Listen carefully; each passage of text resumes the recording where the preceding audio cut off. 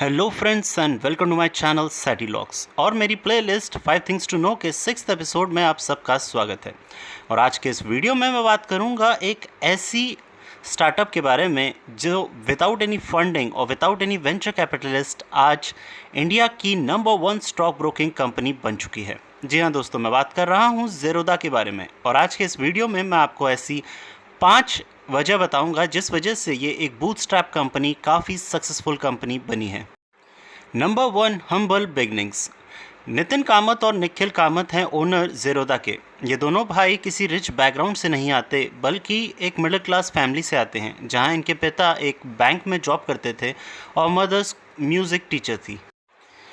Kamat brothers का उठना बैठना ज़्यादातर अपने मारवाड़ी दोस्तों के साथ रहा था बचपन से ही, जिस वजह से वे अक्सर बिजनेस में रुचि रखते थे। जहां निखिल कामत ने बीटेक की डिग्री प्राप्त करी है इलेक्ट्रॉनिक्स में, तो वहीं नितिन कामत ज़्यादा पढ़े लिखे नहीं हैं, वे 10th क्लास ड्रॉप आउट हैं। महज 17 साल की उम्र में उन्होंने कॉल सेंटर में जॉब करना शुरू किया था, जहां वे नाइट शिफ्ट में कॉल सेंटर में जॉब करते थे और दिन के समय ट्रेडिंग किया करते थे। और इसी तरह दिन में ट्रेडिंग करते करते कामत ब्रदर्स ने आइडेंटिफाई करने शुरू करे काफ़ी सारे मल्टी बैगर स्टॉक्स जो उन्हें प्रॉफिट देते थे।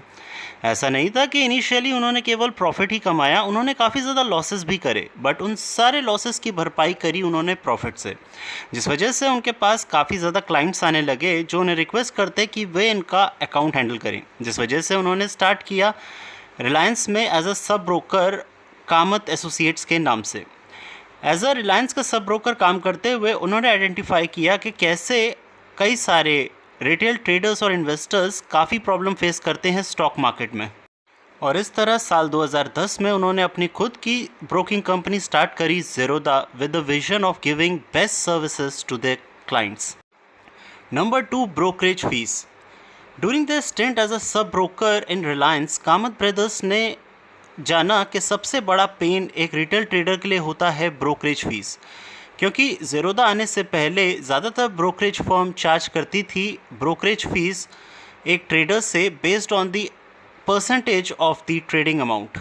सो फॉर एग्ज़ाम्पल, अगर एक ट्रेडर 1 लाख रुपए का ट्रेड करता था उस समय और अगर उसकी ब्रोकरेज फर्म चार्ज करेगी उससे 1%, तो इसका मतलब 1 लाख के ट्रेड में उसे देना होता था 1000 रुपये कमीशन। तो वहीं अगर वो 10 लाख का ट्रेड करेगा तो उसे देना होता था 10,000 रुपये कमीशन।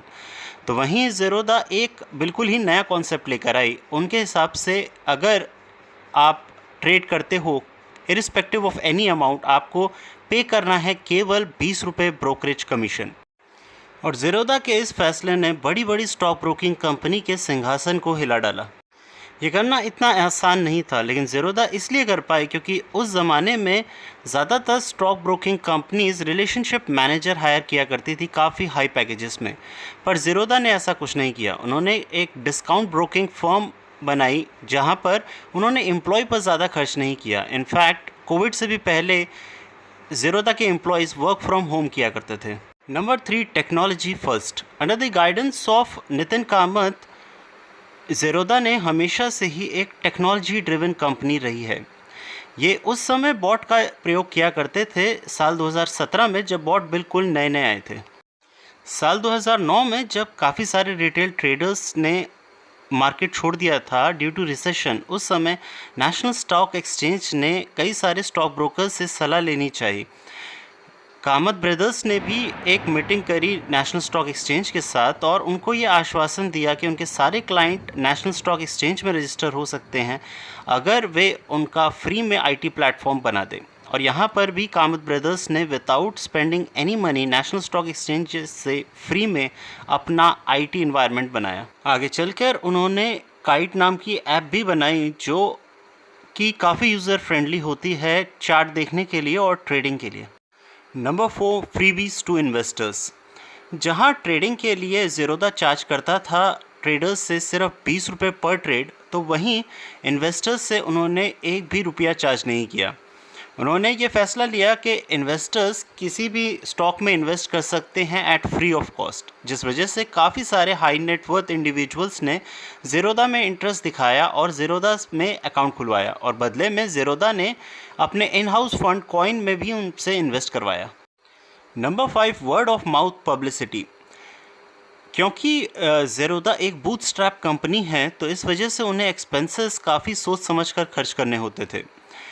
जहां आमतौर पर कंपनीज लाखों करोड़ों रुपए खर्च कर देती है कस्टमर्स को एक्वायर करने के लिए, अपनी मार्केटिंग एडवर्टाइजिंग के लिए, तो वहीं ज़ेरोदा केवल अपनी अच्छी सर्विसेज के बेस पर, फिर चाहे वो ट्रेड के लिए केवल 20 रुपये चार्ज करना हो किसी ट्रेडर से, या फिर इन्वेस्टर्स को फ्री सर्विसेज ऑफर करनी हो, इन सारी अच्छी सर्विसेज की वजह से उनकी फ्री में वर्ड ऑफ माउथ पब्लिसिटी हुई और थ्रू रेफरल उन्हें काफ़ी ज़्यादा कस्टमर्स मिले, जिस वजह से उन्होंने 1 मिलियन से भी ज़्यादा क्लाइंट्स एक्वायर करे without spending any single money on marketing and promotions.